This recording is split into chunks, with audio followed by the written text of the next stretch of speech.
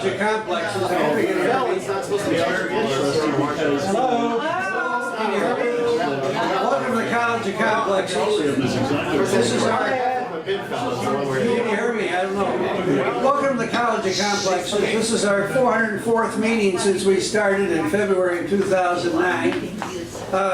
We put on a speaker every week, a different subject. We require a speaker to take a position on an issue or express a point of view. They have to be for or against something. We don't care what it is. We give them an hour to make a presentation. If they go over an hour, we cut them off. If anybody interrupts the speaker, we mind the interrupter. We listen only one fool at a time. That's one of our rules. And then we have questions and answers from the audience of the speaker. And then we have remarks, rebuttals. Everyone in this audience that wants to gets 5 minutes at the podium here to respond to what the speaker said for or against. When our speaker gets the last word, gets a comment and close the meeting. That's how it works. But before we introduce our speaker, we have time for announcements. Does anybody have any announcements they want to make? Anybody have any announcements they want to make? Well, come on up here and do it. No, you are the one. I want to wish you all a happy St. Patrick's Day. My wife just told me. So. And tell them how you are 100%. I am 100% Irish. I can't help that. And you say you can always tell an Irishman, but you can't tell him much. Remember that. So. Anyway, did you want to say something? No. Anybody else have any? Anybody have any? You look like a fortune teller. I know. Oh, Jan actually gave me this hat to wear, and I have to wear it, or else I'll be embarrassed by her for not wearing it. You know, when somebody gives you something, you got to put it on. So once I get off the stage here, then I'll take it off.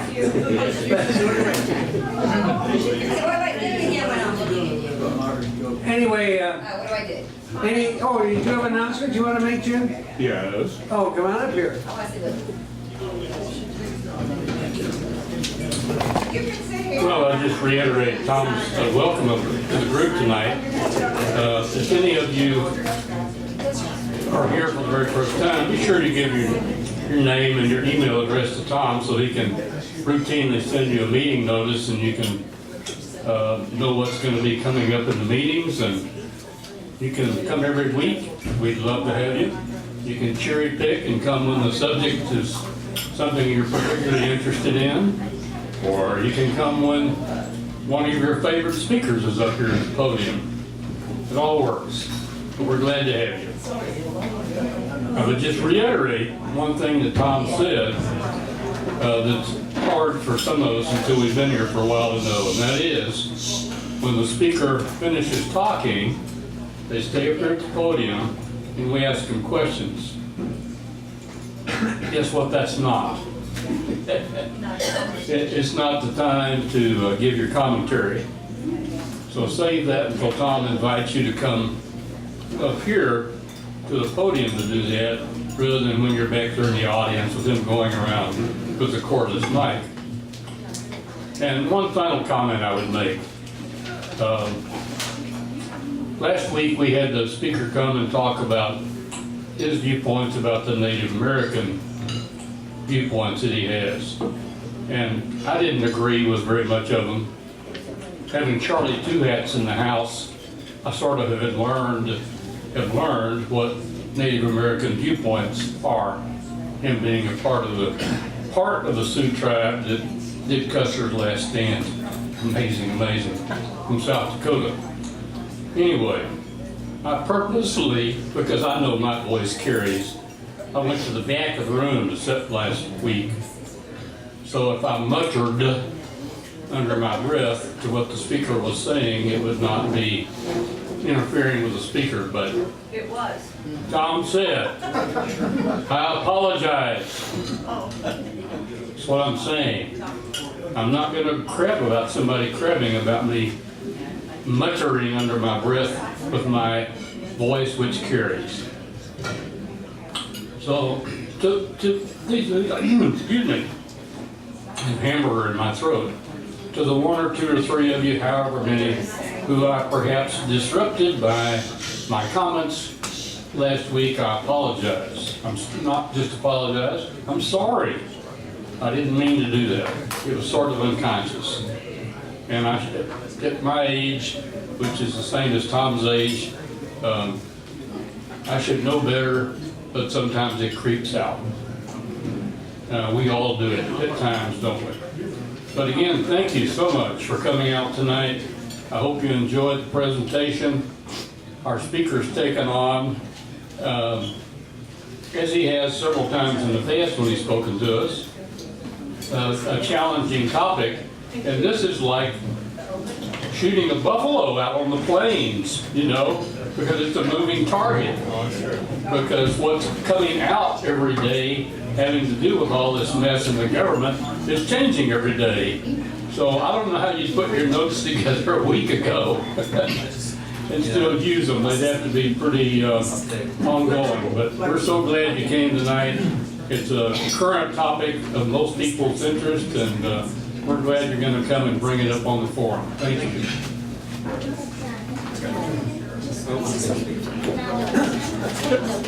Any other announcements? I have a question. You said you have to wear something somebody gives you to wear? No. Well, I was going to ask, I'd love to see this. Anybody have a bra and panties? We know you're already wearing them, so underneath.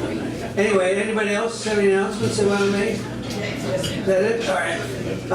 Next week, we're Dr.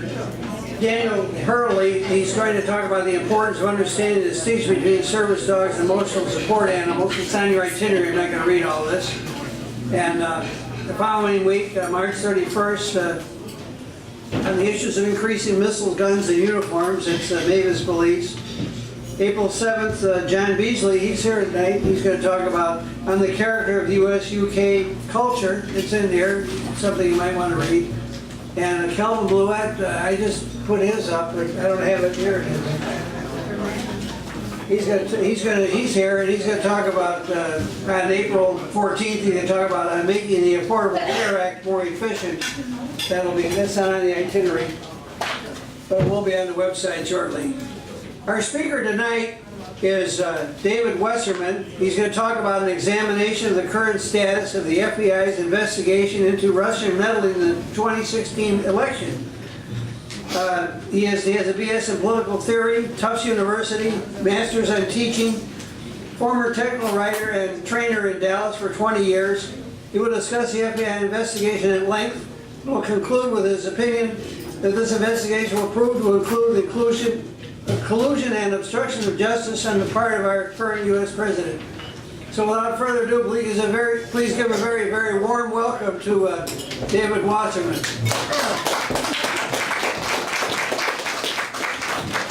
You're not wearing that. Okay. He's not going to wear Pass the hat. I'm going to pass the hat. All right.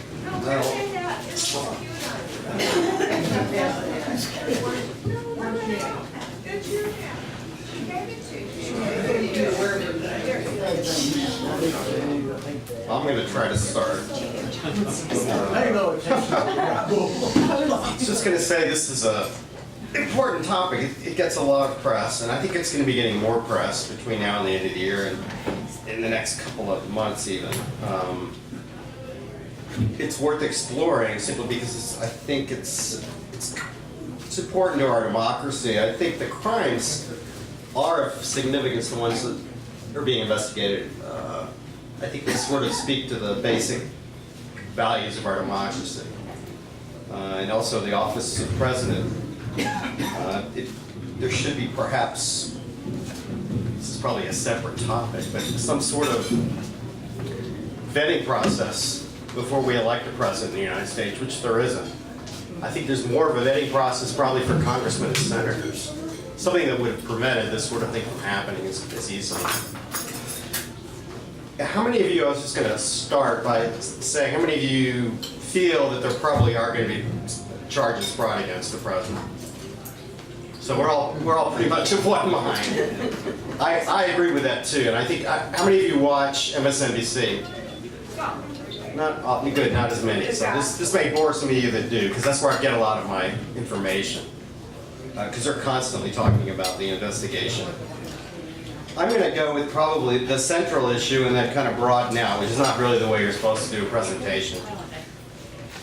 But I think the simplest charge, or the real bulk of where I think most of the evidence exists from listening to MSNBC, is the hacking of the Democratic National Committee prior to the election and the leaking of the emails from Hillary Clinton. What's important about that one issue is that it did, I think, significantly change the course of the election. It was such a close election, decided by a popular vote, where Clinton actually had, what, 3 million more votes? Yes. Right. I think, honestly, she would have won the election without that simple, that one thing, that one point. I think that totally, actually she had about a 5-point, or 10 or 15 point lead prior to that occurring. And right after the notification that, well, the part where Clinton, where Trump talked about the groping and all of that on, oh, I don't know, that was on some TV show, but he was really at a low ebb and she was at a really high point. And then that completely reversed after that. So the point is, we're talking about a level of interference that affected the outcome of the election. Right. And then the question is, how do we define collusion? The one issue that seems to be the case with that is that not only did the Trump administration have foreknowledge of that occurring, they met with officials who told them that this was going to occur. They met with WikiLeaks officials prior to this occurring. Roger Stone has now already spilled his guts pretty much. He tweeted about the WikiLeaks and the hacked emails prior to them being released. There were other campaign officials, of course, who also met with the WikiLeaks employees who were photographed doing that prior to the announcement of the emails being released. Trump made open statements praising WikiLeaks and even said, "We invite you to release them." So there's really strong evidence, and this is unusual that Trump pretty much brought it to the attention of the press himself. And there's some underlying points to be made about this. What's really essential is there something criminal here? Well, technically, it would be the responsibility of the chief executive, if they had that knowledge prior to being released, to speak to somebody in a security capacity and say, we expect, anticipate, we've heard the possibility of election tampering.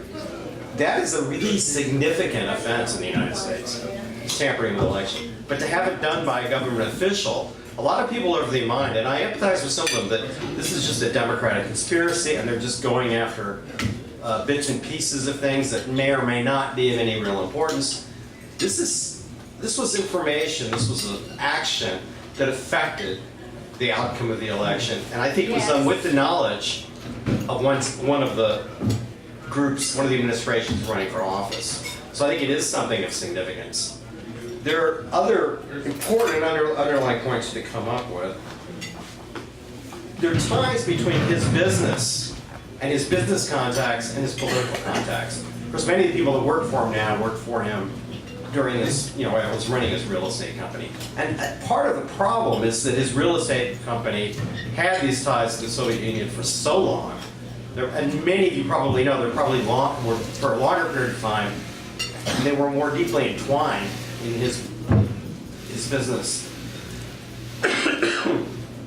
As you probably know, Trump's taken about a total of, it's almost hard to believe, in the last decade, about $300 million in loans from sanctioned European banks with ties to Putin, ties to specifically, I can't remember the specific names of the bank. Deutsche Bank, of course, has been cited for just laundering money from Russian oligarchs. And as you know, that's not just doing that in a sense.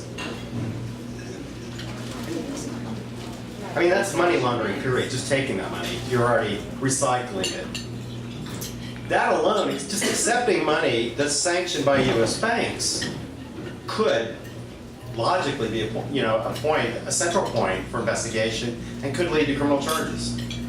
especially when it was done after these banks have already been sanctioned by the SEC and by other American financial organizations. So that's significant and it's something to consider. Another thing that's come out recently that some of you may or may not know is that Trump was in the middle of negotiating a Trump-Moscow just shortly before the election and during the period of the election campaign itself. Now this is problematic because there was ongoing negotiations of financial nature between his private enterprise and a foreign government, and there was money accepted on behalf of that private enterprise. And that money, anyway, that contact has influenced our foreign policy towards the Soviet Union. Now, we know that there was the, I'm trying to think, who was the first guy that was Flynn? Flynn had the, of course, the negotiation prior, actually right after the election, which was, dealing with reducing the sanctions done by Obama. Right. So there's already a quid pro quo. There has been actions taken on behalf of Trump that benefits the Soviet Union.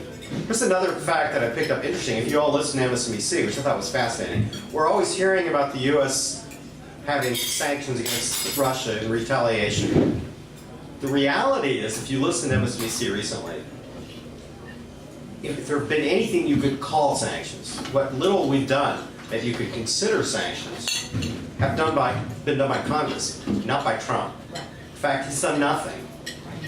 The legislation that was passed to come up with sanctions were put on in his court, which maybe is why he signed it, or maybe, it was pretty foolish in terms of taking responsibility for submitting sanctions, but he did nothing in response to this.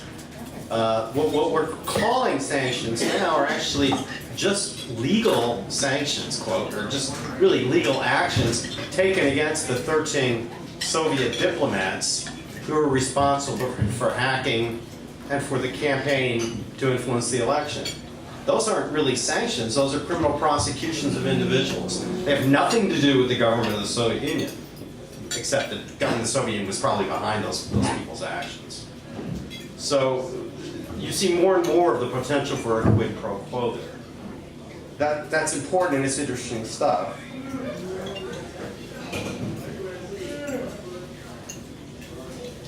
It's also important to note that Kushner and his business as well, only because there's such close ties between the businesses of both Kushner and of Trump, between the money, the finances there, and they've intermixed with a lot of the finances required for the campaign. He's using the same attorneys that he's used in the past. He uses a lot of the same staff that he used with his businesses. I think the amount that Kushner received was roughly $500,000. And these banks were also banks that were laundering money from the Soviet Union and also receiving sanctions. And they were individuals that were in charge of those banks specifically. I think the particular property, and I don't know if this was from the Russians or the Chinese. Does anybody know about Trump Soho? Yeah. Yeah, did that money come from the Russians or the Chinese? Do you remember? And anyway, I might have been the Russians also. I think during the period of the Trump administration, Kushner met with some Russian officials. Actually, it was Kushner. To finance Trump Soho. There's several properties that, are hurting. And the money that he took, because the money, I think because really the crime there was simply that they exaggerated or lied about the number of units that they had sold or had available. Anyway, it was considered, they were prosecuted. During that time, there was emails sent back and forth, business emails between Ivanka and Don Jr. where they admitted, yeah, we know this is probably a crime, but we probably won't get caught for it. I think what's interesting there is that one of the most recent events is that there's going to be a thorough, all of the emails associated with his businesses, and there's a few of them, are being subpoenaed by Mueller. there's the thinking and the possibility that there are things that are said in those emails off the cuff that might be incriminating, like that particular mention or correspondence between Ivanka and Don Jr., where they said, yeah, you know, we just committed a crime. At any rate, that will give it should show more pathways. I think once you start getting business communications, all business communications, and since they're so frequent, so broad, and so often done in email, and because this administration is somewhat careless, I think there's going to be more. I think there's already more out there. There's already probably, I think, sufficient evidence to probably lead to at least 1 or 2 charges. What's important to note is there isn't just 1 or 2 criminal charges that are being investigated. There's a number of them. One that people don't think about is, and of course it's not related to his government service, but it was done so close on the heels of it, was Tufts University, which most people feel pretty strongly deserved criminal investigation and probably criminal prosecution. So that would be another line. I don't think that's going to be subject to the investigation. But there are a few things other than simply the emails or the Russian interference that will be subject.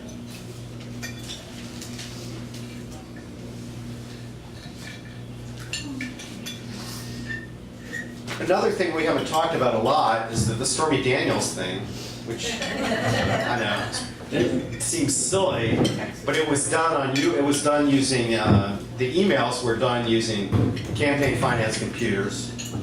The attorneys were working, on behalf of both the government and Trump, not entirely as private individuals. The money they used was private funds, but why that's significant is I think in another administration, that would probably be sufficient to, I don't think it's any more or less scandalous than what Clinton did, which was subject, for his investigation, and I think it's, in some ways, I think it's more scandalous, but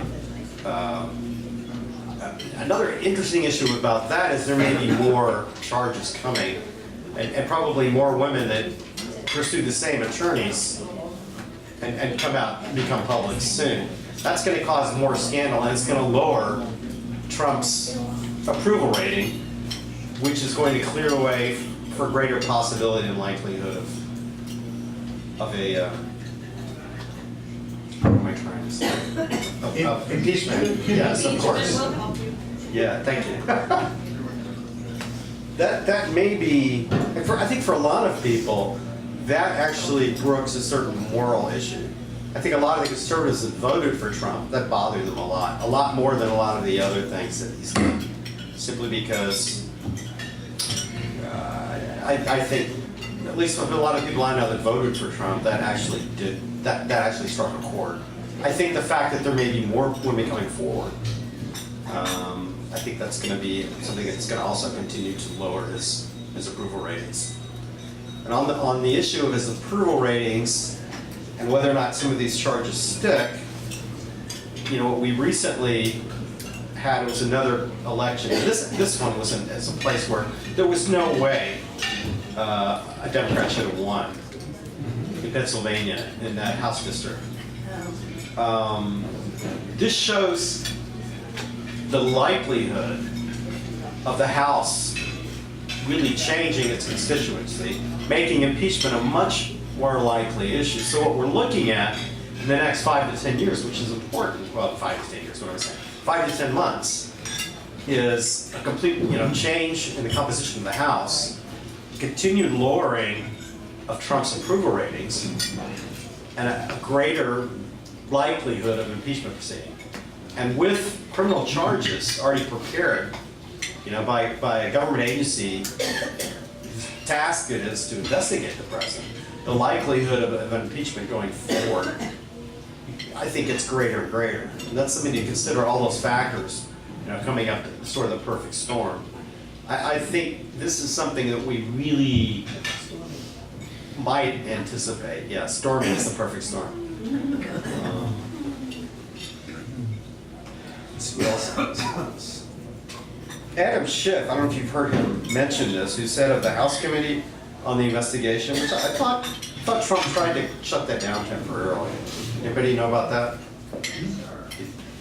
Anyway, Adam Schiff has said that he believes strongly there's solid evidence of collusion, even though I know he's a Democrat, and mostly there were Democrats doing the House investigation. Another thing you might consider is there's so many underlings that have already been tried. Well, I'm sorry, that are at least facing charges. The likelihood that none of this went to of course that's speculation, that none of this went to the top just seems unlikely. And I think when you look at all of this and some, then there's what's the one main charge I'm leaving out? That's also very likely to take place. In fact, it has taken place every time there's been an impeachment. Right. What? Obstruction of justice. Right. What recently happened that will feed the possibility of Big K. I'm sorry. But it's Sex. sex? Oh, but yeah, that was. Well, that's probably happened more than. I think that's actually. I brought down Clinton. Right. That and I think they even went after the obstruction charge with him. No, I'm talking about firing of. No, Comey's aide. McCabe. McCabe, the recent firing of McCabe. Now, McCabe had notes just like Comey did. Matter of fact, a lot of the notes Comey had, he gave to McCabe. So he's not only gotten rid of the primary witnesses, he's getting rid of the secondary witnesses on silly, trumped-up charges.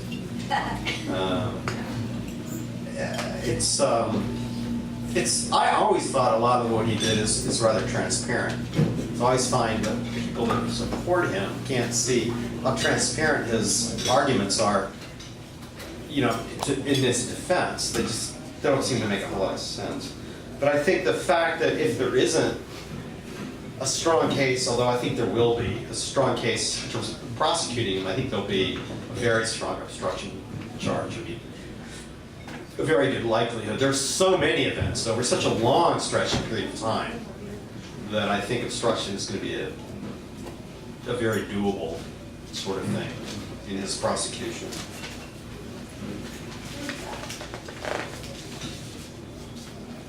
What's another thing that actually he could be prosecuted for? This is something probably none of you don't hear about this in the news, but if you heard a lot about it the day that actually the weeks before he was elected and a few weeks afterwards, something that he never made public. Treason. Treason? Yes, well, that's his taxes. Showing Right. loans from Russia. Yeah, well, exactly. I mean, a lot of people probably cheat on their taxes. I don't think cheat, that they fudge their taxes and hedge them a little. But we're talking about 1 year, he made billions in tax, and he didn't pay any taxes that year.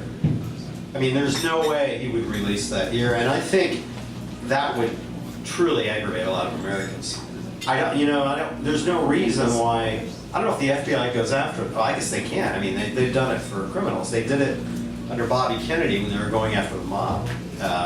They learned from what they did with Capone, and that's one of the methods that RFK used. That's not out of the question that they may try to use. By the way, he has access to that information. He has access, I think he can access tax information in his position. Now, he can't make it public, but if it gives him a direction, I would personally think, and wouldn't be surprised at all, if you look through the last 5-10 years of his taxes, you would find indications of criminal activity, or at least gross negligence in terms of paying his taxes. Because he's known as someone who doesn't pay his bills, who hedges from that sort of behavior. So I think that's another third area, or fourth, I don't know how many we've got here, that could be the subjects of a fairly legitimate investigation. Let's see.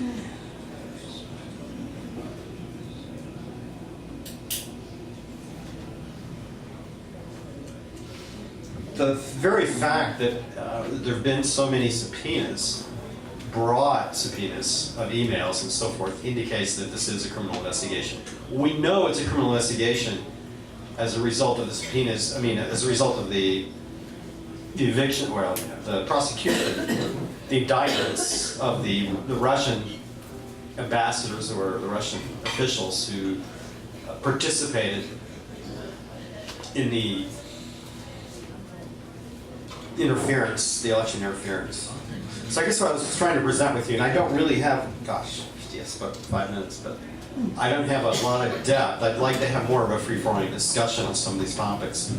A lot of you may have things to add on any of these things that I left out, or points that I failed to make, or questions about what we've got here so far. I think this is really pretty much the crux. I mean, there's a lot more detail here and there. I think the scope of the obstruction of justice is probably broader than most people realize. There were U.S. attorneys, like 40 or 50, that Trump fired long before he got to Comey, that were investigating things in the New York area where his businesses were, that he just cleared out immediately. A lot of you may know that. Yes. I read that, get the microphone. I'll talk really loud. I read that Mueller was trying to get a state charge against Trump and Kushner, and so that he could not pardon himself on a federal charge. Is that correct? I guess that's the answer. Wait, he couldn't pardon himself. I didn't know he could. I don't think Trump can pardon himself. I didn't know this. Oh, I've heard there is the attempt to try to get a state charge. Yeah, and that would be partly business stuff. Right. But then there's such an overlap between his businesses and his political administration. Yeah, it's the same money. It's a lot of the same. Yes. Okay, here's my theory. Okay. Don Jr.'s wife is divorcing him. He has 5 children. I've heard that, yeah. And my theory is that she is doing that to protect their assets because she probably knows he's going to be indicted along with, his father. Who knows? Interesting, I like that. I like this my latest theory. I like it. Do you think that Trump is being blackmailed by the Russians, or do you think he is protecting them simply because he's making money by doing it? I think more the latter. I don't think, I don't think they have the ability to make, just because of the way our government works, to enact, broad-scale legislation that's going to benefit them. But what he has done, and completely without any, in my opinion, real incentives, well, maybe some incentives, but not really any strong types of encouragement, as he's acted as a puppet to keep them from really facing any consequences of what they've done. Do you think the motivation is because he's being blackmailed, or because he's making money from it? Well, I think his motivation is usually that he's making money. I think the blackmail, I think what he's worried about is he doesn't want to lose the source of his funding. And that's been the source of his funding for a long, long time. I don't think he would have received some of the funding they've gotten recently. Like Kushner, I don't know if he would have gotten that money. And they've been blatant about going after money. Yes, in the back. 2 questions. How much has Trump businesses made, on government business since he's been in Oval Office? God, I wish Has anyone kept up with that? I read an article today that the Defense Department has spent $140,000 from hotels and Trump businesses. Yeah. Does anyone have any idea how much money his business? I will say since he's been in Oval Office, I think whether it's the hotels in right. DC and his golf resort there in Mar-a-Lago. Right. And did he authorize offshore drilling for places around the country except Florida? Yes. Okay. Somebody want to answer the question about drilling? Yes, he did. Yeah. But any idea how much money his businesses have made since he's been in office? I think from government official meetings. One of the issues, every time he brings this huge government contingency into Mar-a-Lago, the government's paying for their rooms, they're paying for, we're paying for some of the sales of his resorts every time he goes to Mar-a-Lago. But more importantly, he's charging 2 and 3 times what he used to get for his rooms, simply because he's president. Has the Secret Service budget emptied this first year? Has he emptied the Secret Service budget? Covering, you know, all this travel for he, his family? What are we saying? Has it, the budget that the Secret Service uses to protect President, I've heard that they've depleted that Sheesh. several months ago. Is that true? I don't know about that. Anybody know about that? Interesting, good I question. think it's true because it costs so much more for him than it has on the president. Yeah. Right, right. So that's okay. They were talking about that last year in the media. I think it just, he can have that much flexibility. Yeah, these facts about Trump and Russian money and influence were well known back a year ago. So why do you think this was not widely known and discussed? Was the press so flummoxed by Trump's, machinations and news releases and fake every day that they were so fixated on this nonsense that he was continually pouring out? And that was the story. This new revelation, this new stupidity almost every week, that they completely missed or neglected to speak up on these other things that were well known. Certainly in the UK, these were very widely known a year ago, a whole year ago. I think it's a good question. I think there's so much press in the U.S. I think it's quite possible there are underlying press organizations that knew this and were trying to write about this, but whether or not they got public attention during an election year, that's a separate issue. The truth is, they let Trump manipulate what was on the front page. Exactly. I mean, don't you think that the press should be indicted? Because they're supposed to be the third estate, actually, to actually express and give information about what's going on in the country, and they certainly did not with Trump. Well, I think, in America, you can't really have a watchdog for the press. It's just, it doesn't work. I mean, you can't regulate the press, you can't tell them what to write. You can wrap their knuckles, but in the end, America's pro-business, and the press is business. I don't think there's a whole lot, I don't think you can rein in the press. I think one of the areas I think the press has shocked me is that they follow his craziness. The whole story with McCabe was a distraction from Stormy Daniels. A lot of, some of the more enlightened press have said, and he always has a distraction. He's always got something, and it's a frustration. So, what's your comment on the huge peasant class we have in this country that voted for him?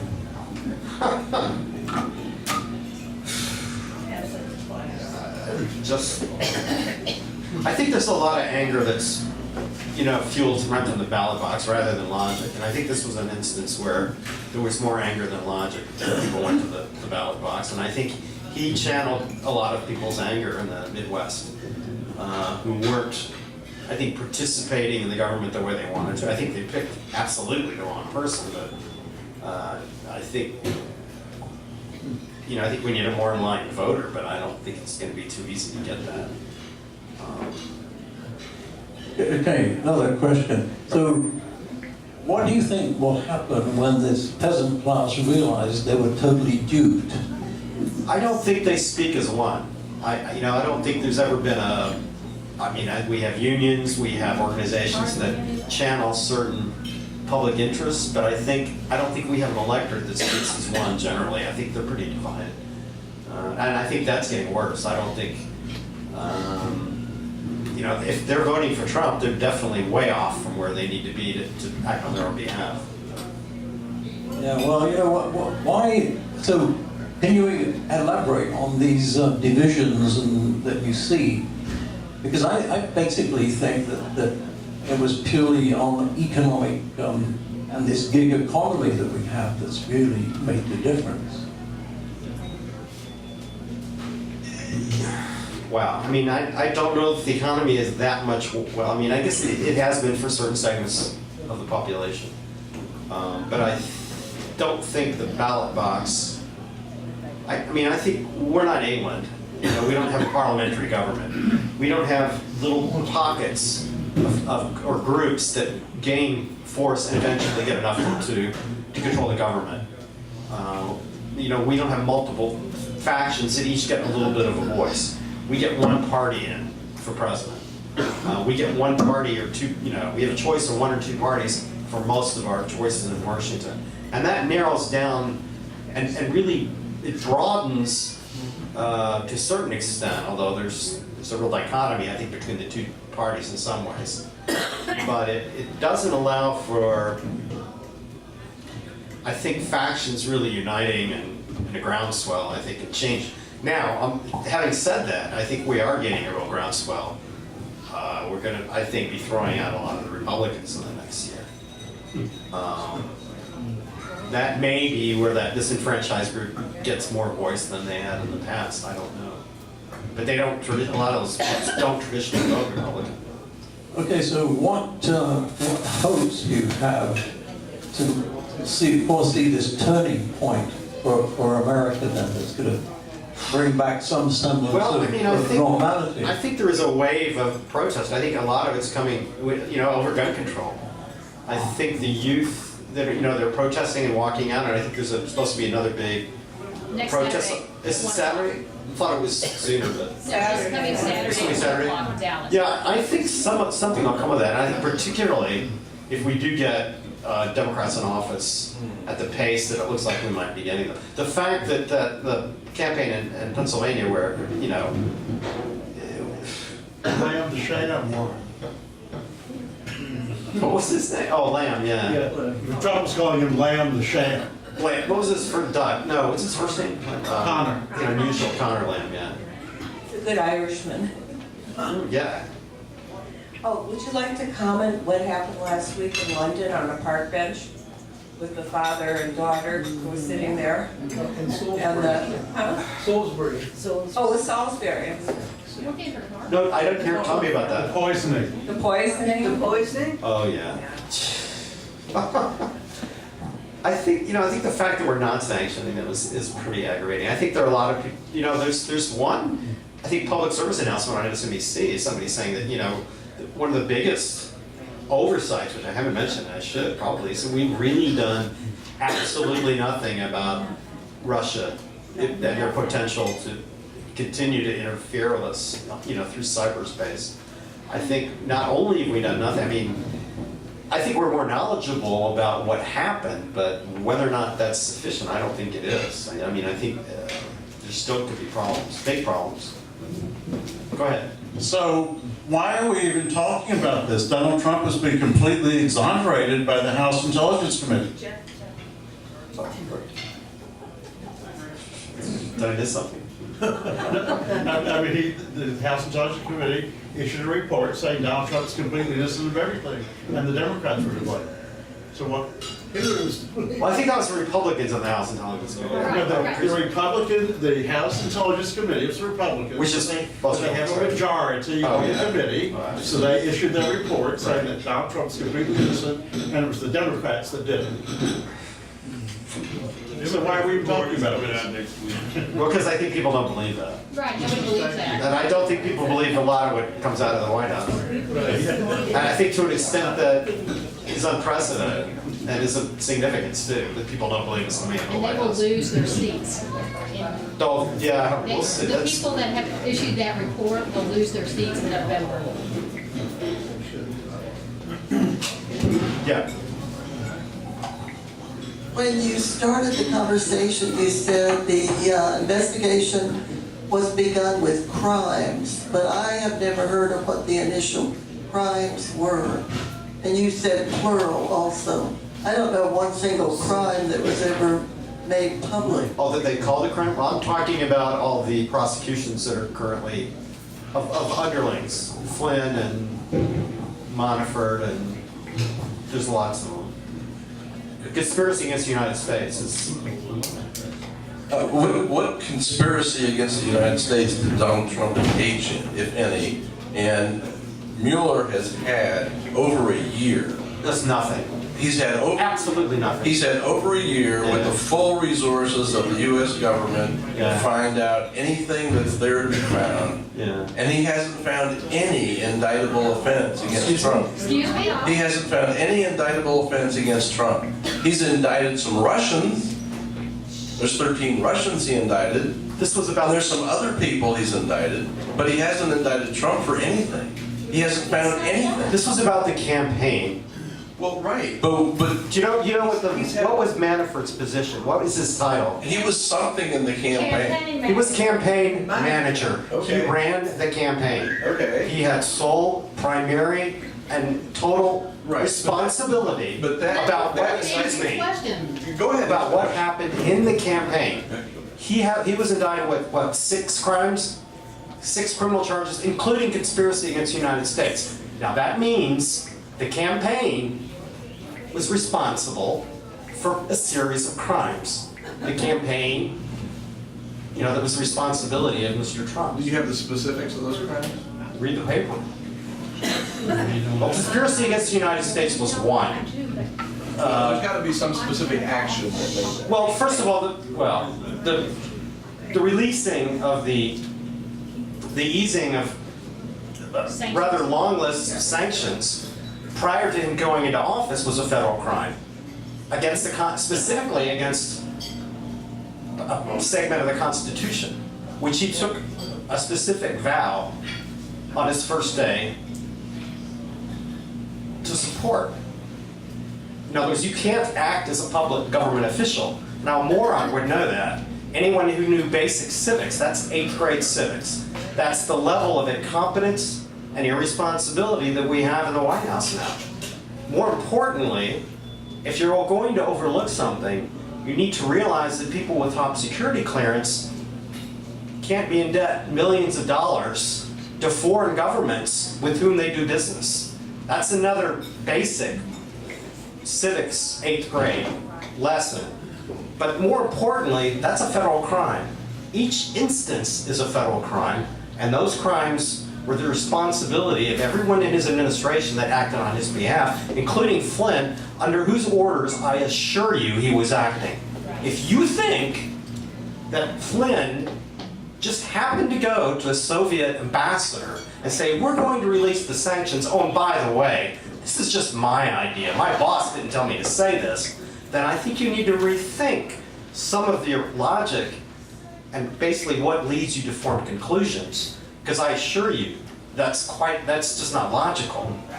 If you think that Stormy Daniels, for instance, got $130,000, and that, as Trump has said, he has no knowledge of ever having met her, and that none of that ever occurred. These are things that really, I don't mean to be quite so in your face with this, but well, I think the question is, like you said again, there's no charges brought against him. No. That's because a year, by the way, I think Watergate took about a year and a half to 2 years. And those crimes, they already knew they'd been committed. There was already evidence of those having taken place. It was drawing a line between the president and those actions. That's the problem here, is drawing the line. And he's got about 114 attorneys that work for him. Now, if you think in 6 months you're going to get through a brick wall of 114 attorneys, who, by the way, if he chooses to pay them, which he rarely does, could be some of the highest paying attorneys in America, that's not an easy task. It really isn't. Presidents don't get charged with crimes, and they come down to 3 or 4 months. It just doesn't happen in America.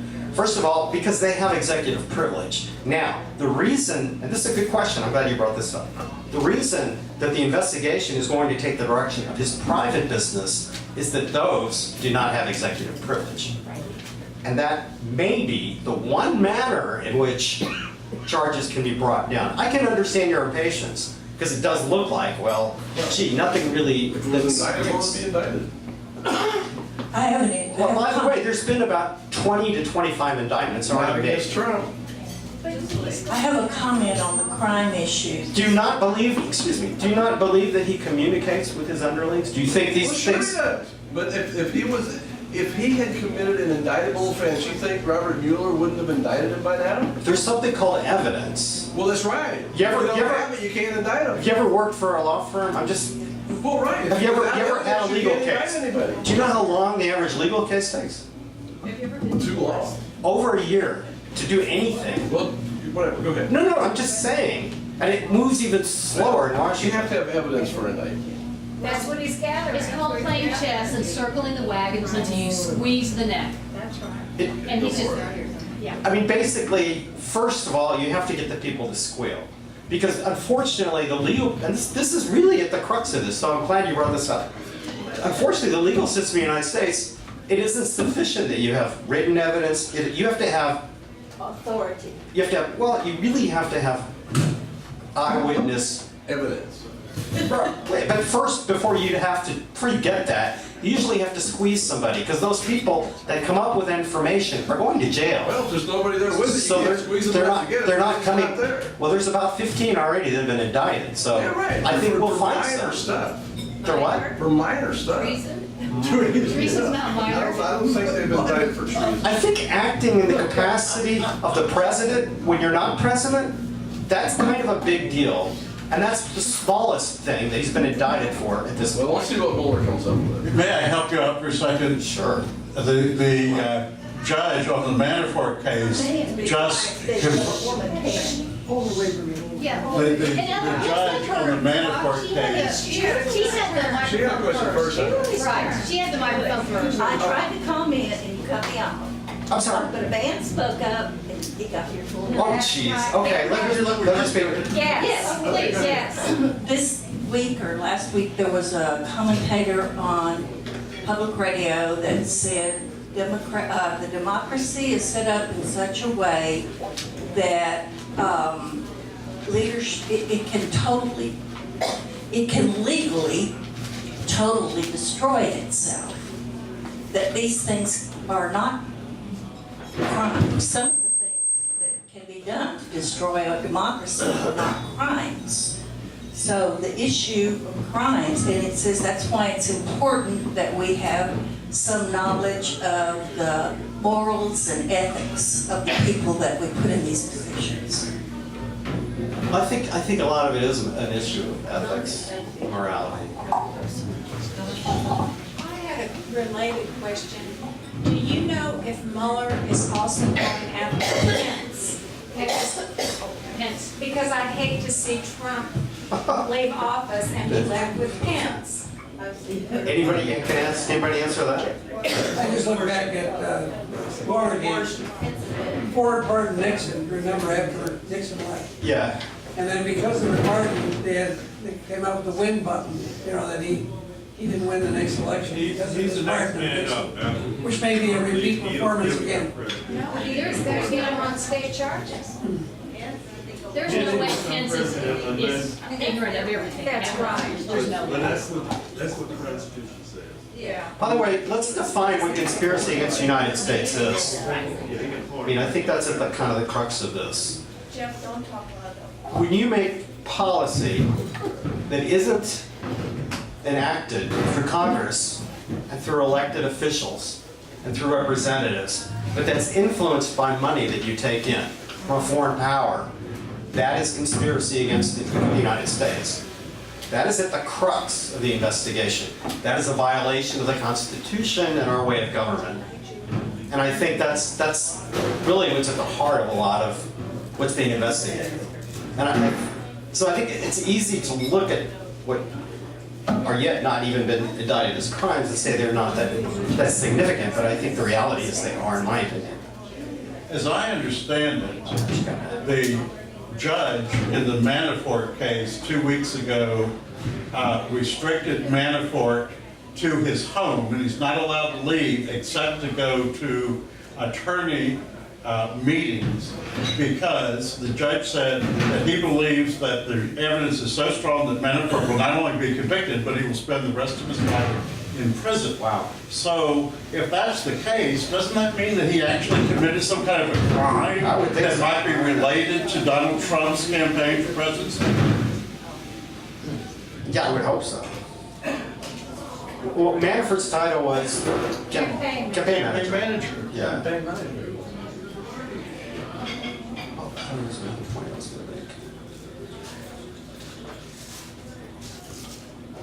I think you get to sit down. I think we're out of questions. Anybody want to? Okay, we can do a rebuttal. I'll speak. Oh, wait a minute, you got a question? Oh, he's gonna speak. All right, speak, all right. Yeah, we get to sit down now. I'm glad. Hey, David. You didn't understand I was being sarcastic. All right, now it's your turn to talk, so you got 5 minutes, remember that. First of all, I'm a conservative. I've sent Ron Paul money, so so in all fairness, you can see where I'm coming from. So I am biased. My bias is towards in favor of Trump. I mean, so I'm not a liberal. I'm really conservative, and so my feeling is I'm rooting for this guy right from the beginning. So I am biased. But let's just go through it. Trump is a violent guy. Remember when we first started off, you know, Trump is violent. There's always fights at his rallies, fights. Trump is violent. You know, all the papers violent. They used the word violent. They had all the same adjectives, dark, violent as Trump. And then we found out through WikiLeaks that the Democratic Party, the DNC, was dressing up Hillary's supporters as Bernie supporters and sending them to Trump rallies to start trouble. Now that's a big deal. That doesn't speak well of the DNC, but Trump was exonerated of that. So, you know, I'm thinking, well, man, good. You know, that kind of makes me doubt what's being said about Trump. But again, I want to like him, right? The next thing, Trump's a pervert. He's dancing out in bed with beautiful girls in Russia. Well, it turns out that Hillary was paying for that investigation. You know, so what am I thinking? You know, I think I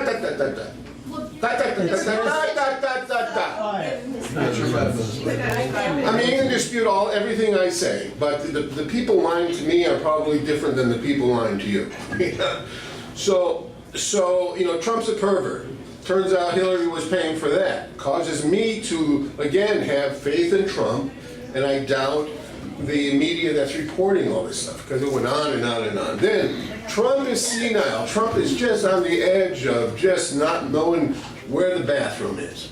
He passed the test, right? He went to, they sent him to the psychologist, they gave him the test, he passed all the tests. Well, again, we're being told this story about Trump, but it falls through again. Then Trump is colluding with the Russians. Well, let's see. If I want to get elected Trump president of the United States, what should I do? Well, maybe I should go to the leader of a foreign country who knows probably, what does he have, some secret mind beam or something? You know, why would he go to Putin to get elected president of the United States? It doesn't quite jive with me, you know. It doesn't make common sense to me.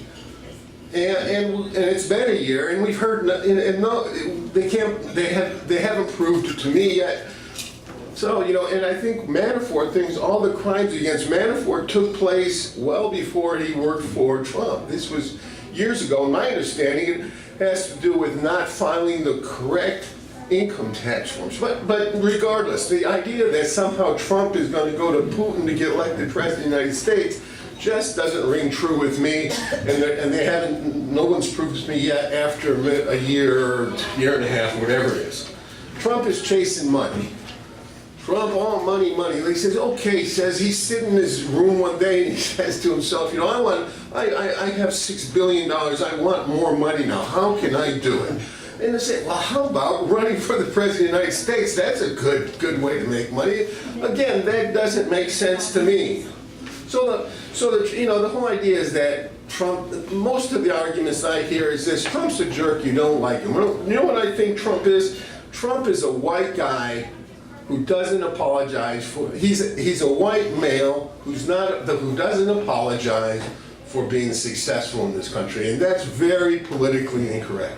The things I know that I like to do, I'm glad he stopped TPP. If you want to be Europe, they're being run by the British Council. None of those guys were elected by they're not elected representatives. Trump saved us from that. He got us out of the Paris Accord. Have you listened to his speech on that? We were basically going to shut down our clean coal plants and then pay to build dirty ones in China. He did an excellent job of laying all that out. He got his tax plan through, and he knows that it's all about jobs. And you know, this country, they've exported our industrial base out of the country. We are in trouble, and he knows it's about jobs. So Trump is all about jobs, jobs, jobs, jobs, jobs. So I like Trump. So far, so good.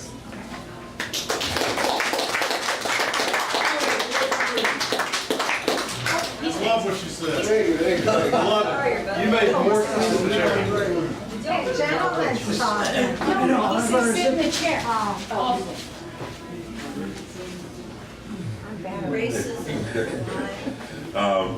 I'm waiting to see get situated. I want to thank you for the presentation that was made, and I have some agreement with most of it, and a lot of things said. One of the things we got to realize that this special prosecutor has not completed his work, and that will come out in these various stages. Historically, if anyone has followed his career, he's a very thorough man, and a man that's very fair as far as I understand it, and he's meticulous, and that's how he's going through the process. Many of the things you said, one could assume that. And one of the biggest things is, you know, when President Nixon was in trouble, the instruction was given, follow the money. The money will tell you a story. Why didn't he let his income tax be reviewed? And so there are a lot of things that they will get to him. And I think the last thing when it says going to look at the political organization of President Trump, that's getting close, and he is very, very upset right now. And that was one of the reasons. Session, you know, I don't have much faith in Attorney General Session. He lied in his about contacts with Russia doing this, so he fired the guy for doing the same thing he did, but he didn't resign. So that's one of the things I look at. From my perception, there are a number of things that you were correct. After he went bankrupt 4 times, the American banks and the European banks would like loaning money. Russia did. You can say it hadn't been proven yet, but it will be. When they follow the money, they're going to find out that's what happened. And so we have to wait until, you know, when he finishes his report, if he's given the opportunity to, then all this stuff will be laid out, and it'll be there. But, and so, as I look at it, there are a number of things.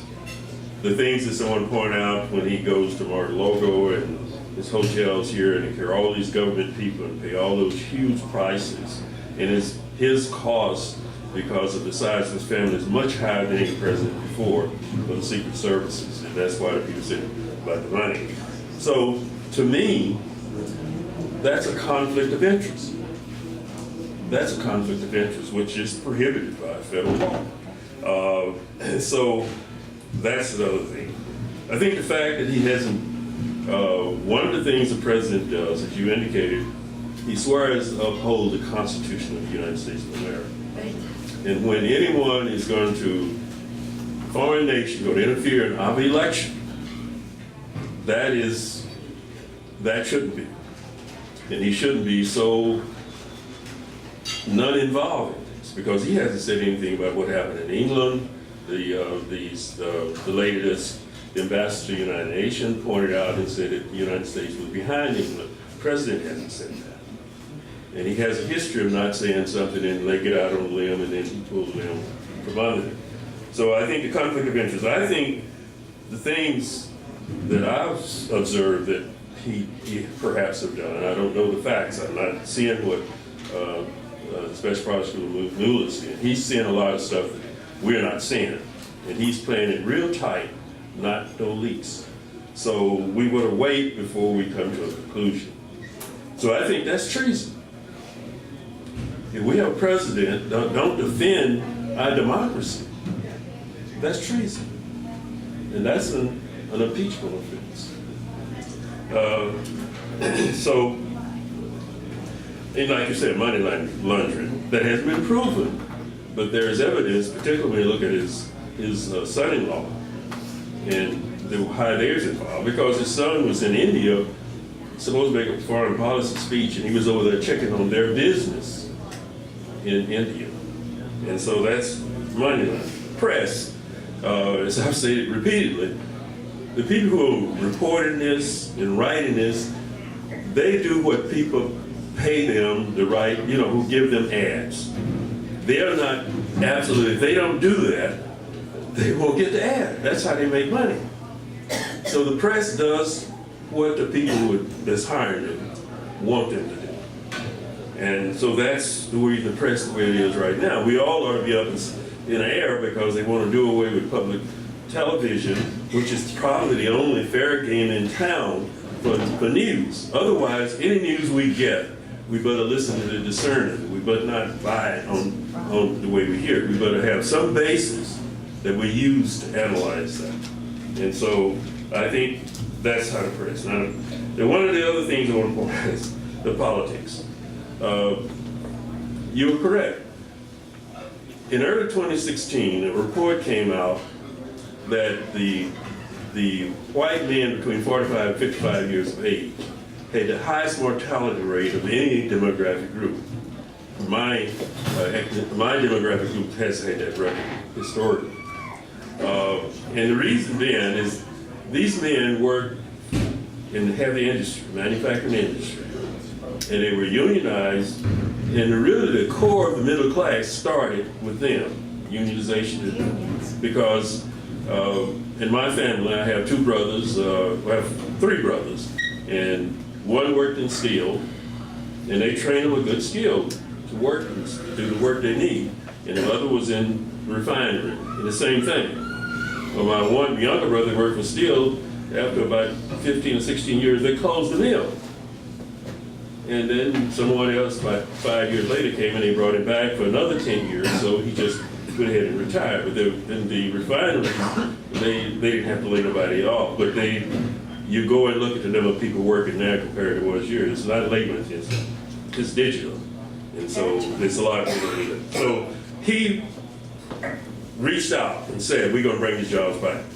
If we brought back manufacturing jobs the way they were before, we would not be competitive in the global economy. We would not be competitive in the global economy.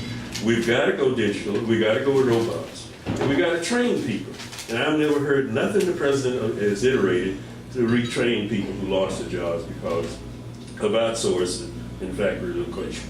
I haven't seen any of that. So he reached out to the other things I want to alluded to, and because a big issue that come up is political correctness right now. And the reason he won in the Republican Party, and probably the reason he won the president, is he recognized that he campaigned the same way George Wallace campaigned.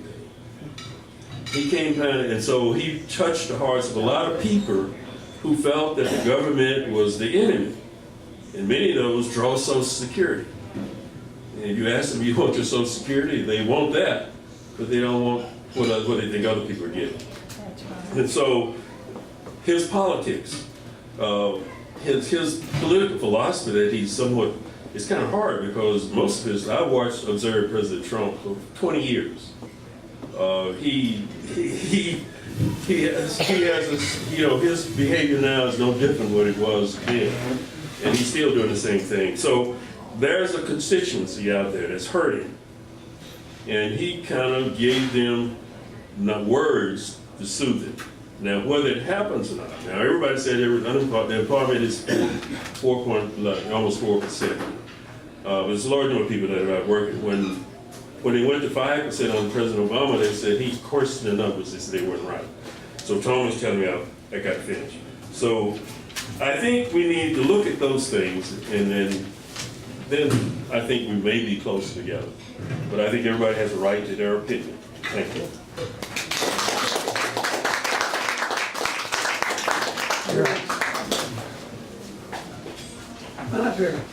Go.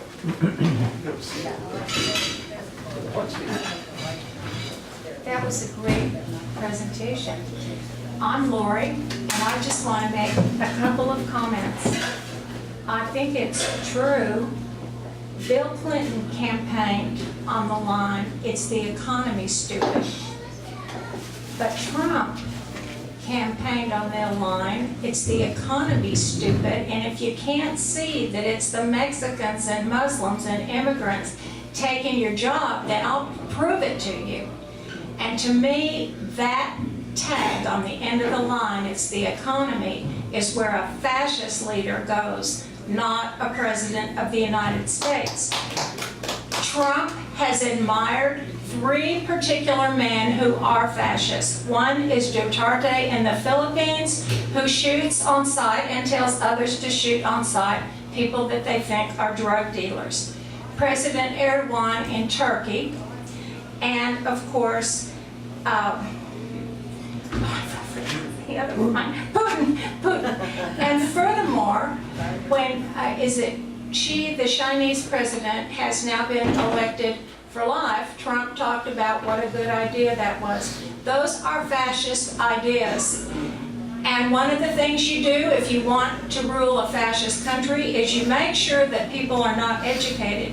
You promote someone like Ms. DeVos, who has never visited an inner city or poor performing school and wants to give vouchers to those parents that can afford, because they have a car or some means, to get their child to a better school. Once we lose our public education system, I think we're doomed. That's really all I have to say. I just think we're tending toward fascism.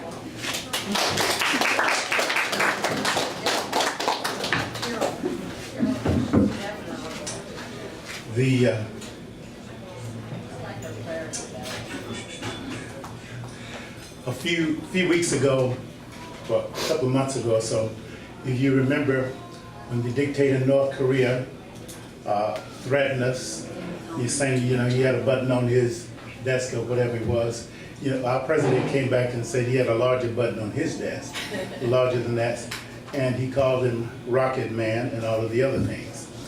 Well, a couple of weeks ago, Vladimir Putin threatened the U.S. as well, if you remember, and he even portrayed on television where he simulated attacking Florida, with the missiles that he claimed that could not be stopped. And what did our white nationalist president do? Did he come back and challenge him, call him names, tell him that he had a button on his desk that was much, much larger than that whatsoever? Didn't do anything.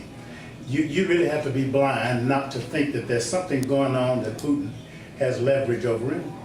Even no other president has been at odds with the FBI, the national security agencies, and all of our institutions that we need for national security. If you're really concerned about the nation's wealth, even, what's his four-star general, I can't think of his name, highly decorated in Vietnam. McMaster? Not McMaster, but he just came out and said that Kelly? not Kelly, but Patterson or Kelly? it's not that, but he just came out and said that Trump is a threat to national security. Right. And he is. He is just, as somebody who spent 32 years in the military, 26 of them on active duty, and being a chaplain, having to do casualty notifications for so many young kids, 19, 20, 21 years old, and doing graveside funerals. If you've been to war, that's a last resort. And you don't start baiting people and stuff and things around like that to want to get in. Because he's not going, and none of his kids are going to go. Same thing was true with Bush, Cheney. I simply can't stand these draft doctors. Yes. And Republicans seem to cater to them, Yes. while slandering Democrats who served Yes. the military, such as the senator who was from Georgia who had his arms and legs blown off then. I can't think. Cleveland, yeah. Had his legs and arms blown off then, and told to slander and libel him. And here we had a president here who deliberately got in the National Guard to keep from going to Vietnam. Trump had about 5 deferments for Hillsborough. Cheney had 5. Clinton had 3 or 4. on down the line, Rush Limbaugh McCain. and others, McCain, drunk dodging. Show your patriotism by getting your kids to join the service. Demonstrate that you're willing to put your life on the line. Don't criticize the epitome of American patriot like John McCain, who said he served. I mean, he was POW for 5 years. Then you got this heel spur. This white nationalist going to say, I like people who were not captured. And he never even went. Republicans let that slip by. Somebody mentioned a few minutes ago how he's been a successful businessman. He shouldn't apologize for being a white male that succeeded. Show your tax return. What's so bad about that? But we seem to lost it. I know he's not obligated. You know, the law doesn't do that. He said he would show them, remember, after the audit was over? It's been over, there never was an audit. Just show them. Show them. How many times has he gone bankrupt? 6 times. Is that a successful business? No banks in America will loan him any money. Will loan him money anymore. How many workers has he left unpaid? Concern for so many workers, and yet he's left so many unpaid. Contractors unpaid. When he had a project in Mar-a-Lago some time ago, and he needed to hire about 144 workers. 143 of them was illegal immigrants. Only 1 was American. Fox News, you won't hear this stuff from Fox News. I still have one of his neckties that unfortunately about 20 years ago, on the back of it says made in China. So is his shirts and neckties. You know, you're going to create jobs and bring jobs back to America, whatever. Show your loyalty. Republicans and the people who stood up here a few minutes ago, Kool-Aid drinkers, are letting get by with it.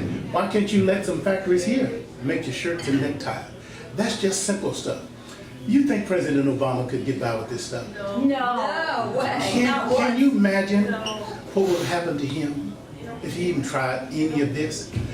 Directing his attorney general to fire somebody 2 days before he's scheduled to retire. All of that. And then paid $130,000, you know, to buy porn stars and this kind of thing, called Maxine Waters low IQ, which is a racist stereotype, and to let him get. I could go on and on. This recent tax plan that was passed, and the reason the first 3 letters in the word conservative are CON is exactly that. That trickle-down economic policies have been horrible. Look at Kansas. That's a Tea Party state. Look at what they did there. Look at Oklahoma.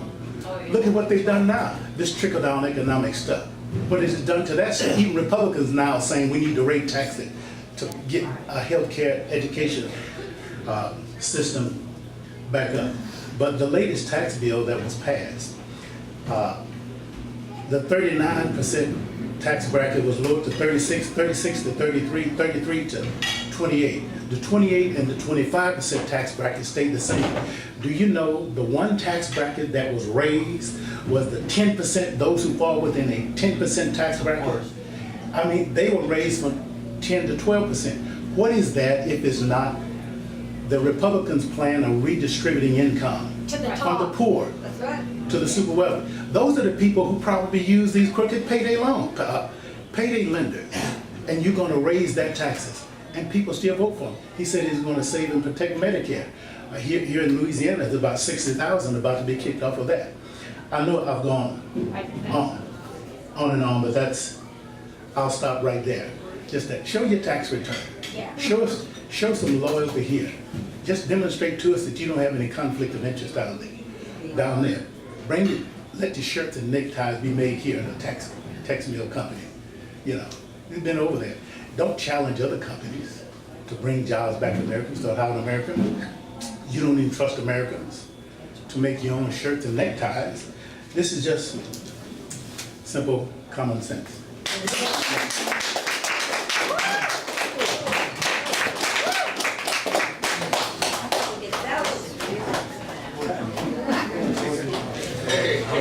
Okay, so actually, for your information, there's in the current edition of the New Yorker magazine, there's a long article about a chap called Christopher Steele, who produced a dossier on Trump. And all that information was published in London Times, Financial Times, about a year ago. And I stood here and said, and many people didn't believe me, that the reason why Trump was running is because he was dependent on Russian money. And a lot of people said, oh no. And that's exactly what he's dependent on, Russian money. Because as we've heard, I think Trump's record is totally despicable. He borrowed money again and again, which is other people's money. His business plan was to take a big slice of it for himself and then make a complete muck-up of running this real estate business and then declaring bankruptcy. That's right. So that's not, I mean, that's serial fraud Yes. of other people's money. Now, I've borrowed money in my life. Many people do. I borrowed money for real estate. I paid every penny back, every damn penny, and all the taxes that go with it. I wonder if you looked at his business dealings, if he's ever paid proper taxes, if he's ever dealt with anybody fairly. I think this character, myself, is a despicable human being, myself. He has no moral values. He's never treated anybody properly. People like him take advantage of the poorest, don't give a damn about anybody else, are narcissistic, in fact behave every trait of a totally imperfect human being that I think, personally, he is totally worthless. And I think people that voted for him, I must be mentally deranged. I really do. Well, I think you are. They're naive. They're naive. No, I think you must be because you have to. I mean, you don't want to know. I mean, you think he's going to make America great again? I mean, it's absurd. It's absurd even to imagine that he could.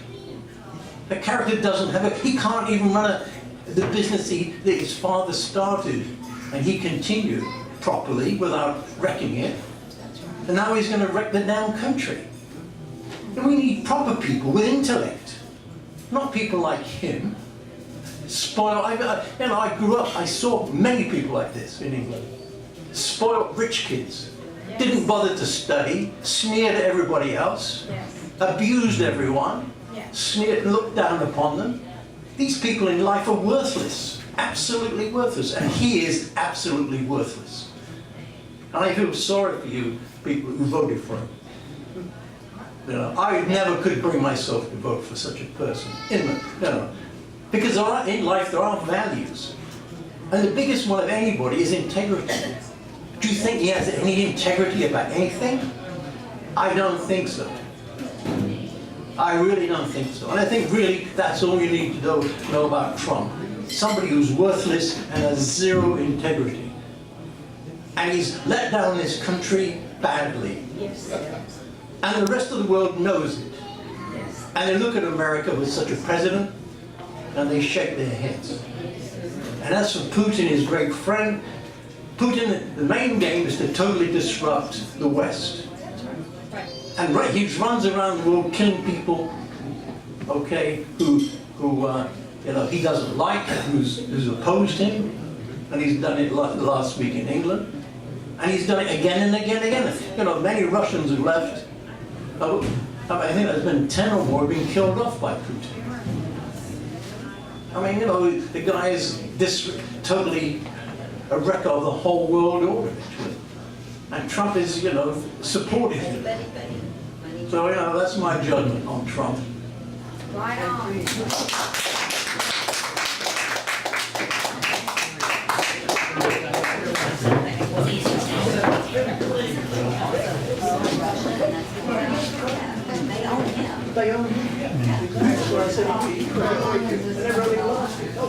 John, what do you have against despicable human beings? That's a terrible insult to call Trump.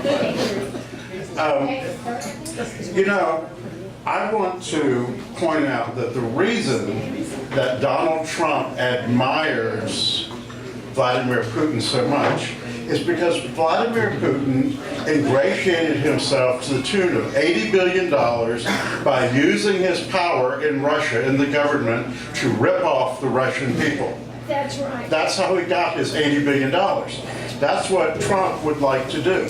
Now, why is it that the Republicans are supporting him? Well, there's two groups. There's one group of people who are absolutely racist bigots. They want Trump in there because he's appointing judges who will reverse gay rights, will put women in their place, these kinds of things. And then there's another group of Republicans who want to have a fascist oligarchy where they, as the top 0.001%, get to control everything and drive everyone else into poverty. And that's why Trump, they continue to support him, because he is loading the federal courts completely full of these ultra right-wing people who will side on the side of the corporations and against civil and human rights and against the American people, so that he will be able to, over the next, if he gets one more Supreme Court justice, we're done for. Oh, yeah. Because, see, let me just say, as a gay man, in 1972, the Democratic Party put gay rights in the Democratic Party platform. But even with that, we still don't have employment non-discrimination at a national level, even though we've worked for it.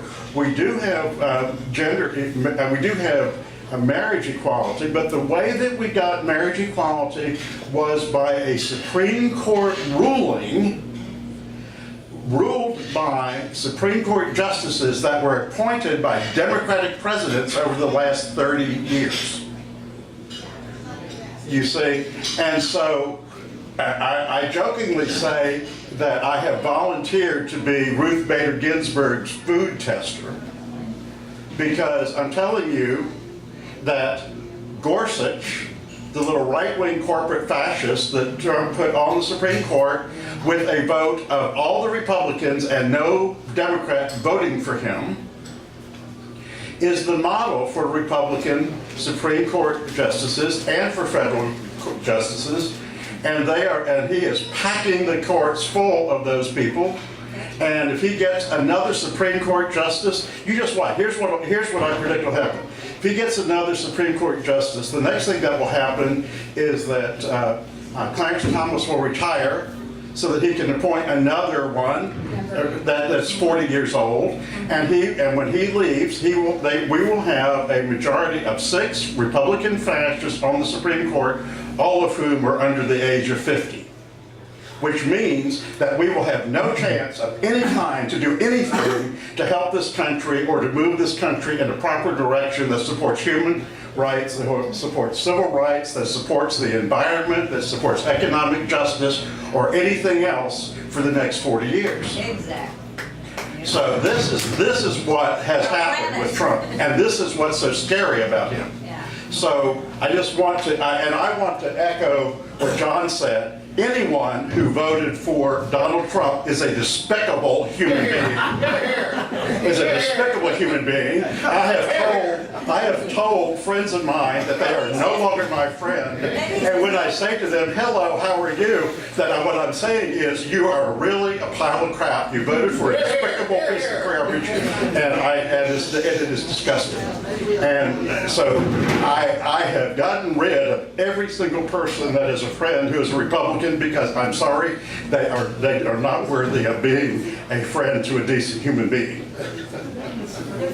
Thank you.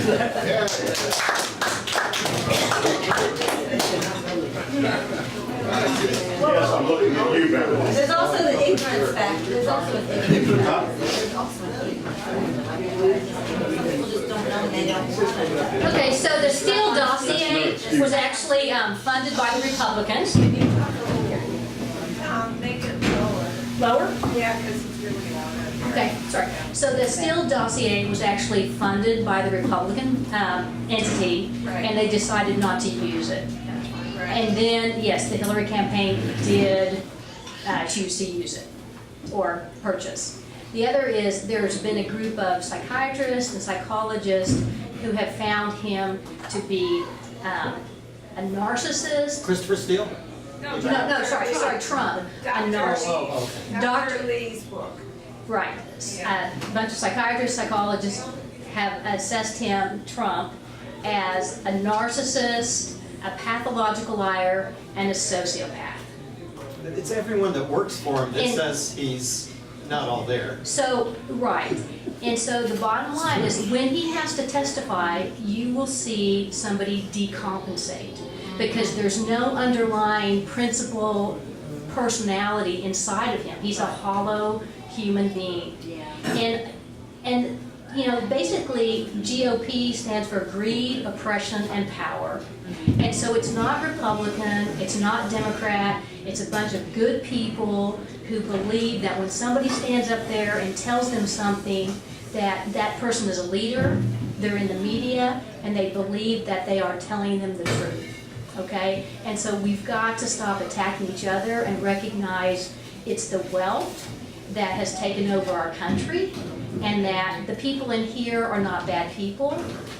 We've all been misled by one statement or another. So I'm just encouraging people to kind of look at the reality. We had a lady who presented CEO compensation a few months back, and basically the median middle income has in the last 30 years gone from $53,300 to $53,600, a $300 increase in 30 years.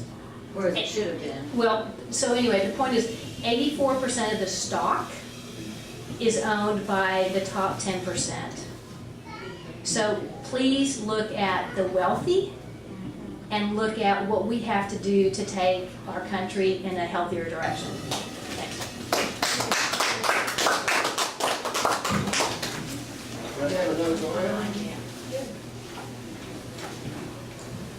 Come on up. Sure. Is anybody else? Yeah. Or does anybody object? Is anybody, Talk again? well, you go again. Has everybody talked? Who wants to? If everybody's had something to say, you go and say something. Keep it short. First off, people are broke. I don't know, you hear all these offers. 70% of the people don't have $400 to fix their transmission. The states are broke, the cities are broke, the county's broke, the federal government's broke. There's simply no money. It's a bad, bad situation. That's why Donald Trump got away. Because everybody is broke and things are crumbling. Our infrastructure. That's why he's president. Let's try something new. So the other thing I'd like to say, first of all, you know, Donald Trump, I was in the building business. I worked at City Place, JCPenney, IBM, so Liberty Place too. It's a very complex business, and what Donald Trump has to do when he does that, he has to bring vendors together, architects together, engineers together, banks together. He has to bring this contractors together, subcontractors. They've all got to come together, and they all have got to work together. And that's no small feat. So for somebody to say that he's unable to work with people, that's simply wrong. The very nature of his business is to bring people together, or you don't do it. Now, projects go bankrupt, and he isolated himself from that. You know, sorry, sometimes they do. I don't really know the circumstances of it, but he's built hundreds of projects. He had 6 bankruptcies. He isolated himself from that. He protected himself and his shareholders. But the last thing I want to say is, and I hope everybody is on board with me here, is I just think there's just a huge reluctance to have an exchange of ideas. And I believe more than anything else, we have to protect, I guess it's the Second Amendment, freedom of speech. I think, I think there's this great reluctance to exchange ideas. If I like Donald Trump, I'm a racist, I'm a xenophobe, I'm just this piece of shit. Wasn't that it? I'm just a piece of shit. Come on, I have my reasons for liking him, but we got to continue to exchange ideas, or the whole thing comes down. So I hope everybody in this room who's here to exchange ideas, wherever you go back to, let's always encourage let's protect that Second Amendment or the whole. First Amendment. Second Amendment's no?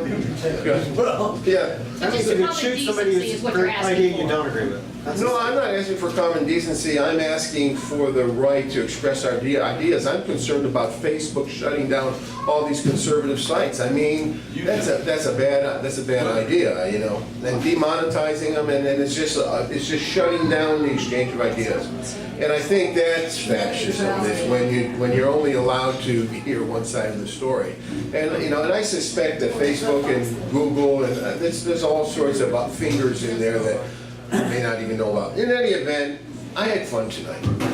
You're good for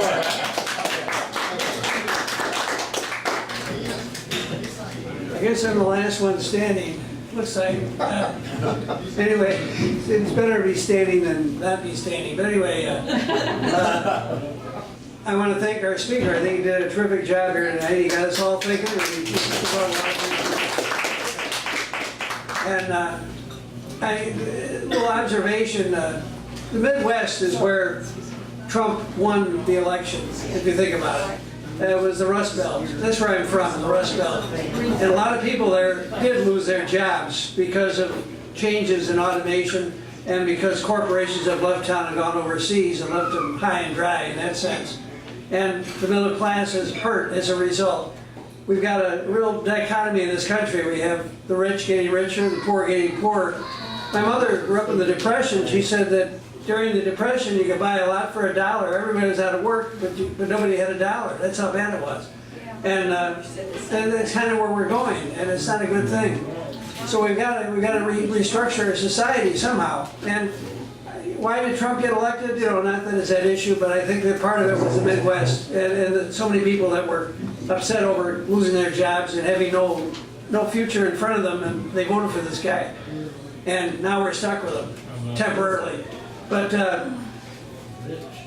I think that in the future we've got to look at some certain things. Automation replaces people with machines. Machines don't pay taxes. They've been going on since the Industrial Revolution.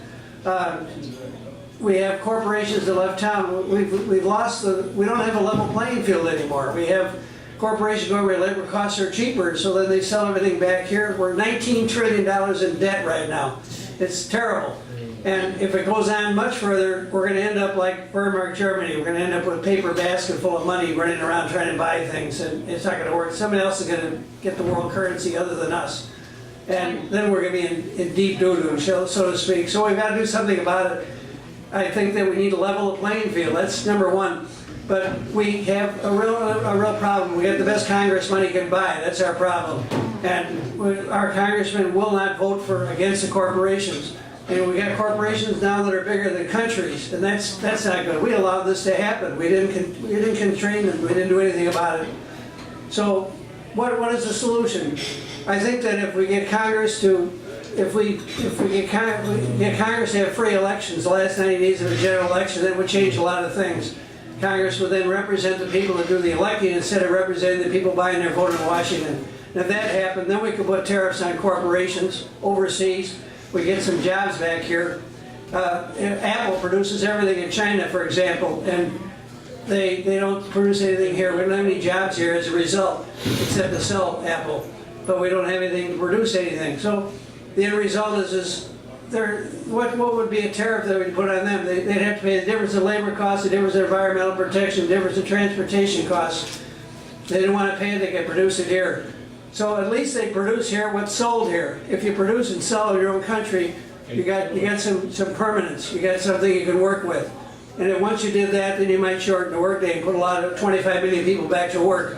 Then you could increase things and make things better tomorrow than they were yesterday. That to me is what has to happen. But meanwhile, we're stuck with Mr. Trump. And I think the day will come, and I applaud our speaker here tonight for bringing this up and getting us all thinking. But I think that, personally, Trump is finished. You know, it's just a question of time. So, anyway, I'll give this back to our speaker. He has to comment and close this meeting. I do? Yes, you do. The meeting is closed. You get the last word. That was it? No, you get the last word. Right. Do you want to comment on You gotta what say you something. You can say anything you want. Say anything you want. You can comment on what was said here, you can thank them, you can throw them out. Thank you all for coming. Thank you for being a good sport. Especially everybody.